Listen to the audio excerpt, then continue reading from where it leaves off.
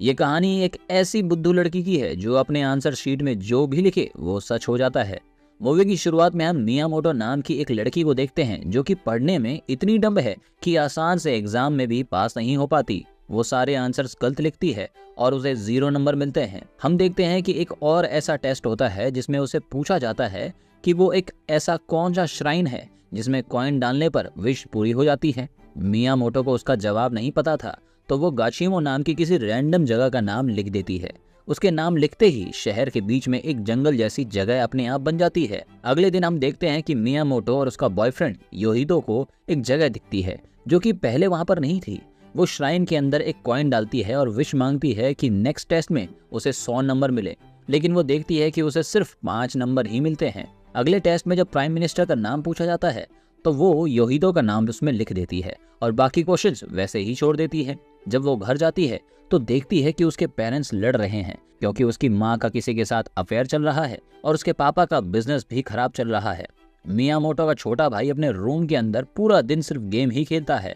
एक टाइम पर वो काफी इंटेलिजेंट स्टूडेंट हुआ करता था, लेकिन एक बार फेल होने की वजह से उसने परेशान होकर पढ़ाई छोड़ दी। योहिदो कुछ सामान लेने के लिए बाहर जाता है, लेकिन जब वो लेट होता है तो मियामोटो उसे कॉल करती है और उसे पता चलता है कि योहिदो को नया प्राइम मिनिस्टर बना दिया गया है और बहुत सारे कंट्रीज के प्रेसिडेंट भी मिसिंग हो चुके हैं। मियामोटो के टीचर आकर उसकी आंसर शीट उसे देते हैं जिसमें उसे 100 मार्क्स मिले थे। वो समझ जाती है कि योशिदो प्राइम मिनिस्टर कैसे बना और बाकी कंट्रीज के प्रेसिडेंट भी इसीलिए गायब हुए क्योंकि उसने बाकी क्वेश्चंस ब्लैंक छोड़ दिए थे।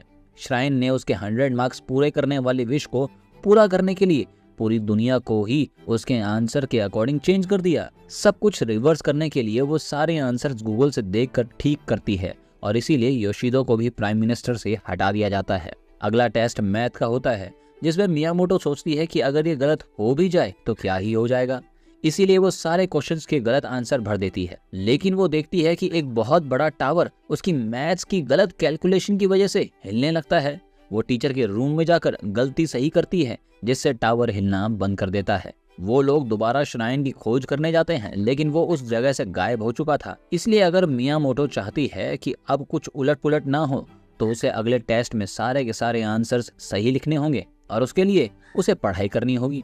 और वो काफी मेहनत करने के लिए बैठती है, लेकिन तभी सो जाती है। मियामोटो को अपने पेरेंट्स की लड़ाई को ठीक करने का एक आइडिया आता है।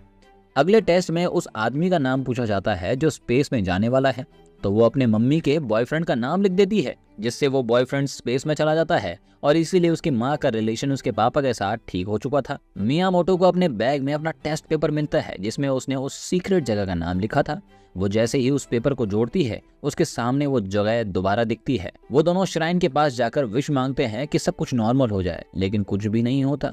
मियामोटो स्कूल जाती है और आज यहाँ पर वर्ल्ड पॉपुलेशन का टेस्ट था, लेकिन अचानक उसे याद आता है कि श्राइन ने उसकी विश एक्सेप्ट इसलिए की थी क्योंकि उसने कॉइन डाला था।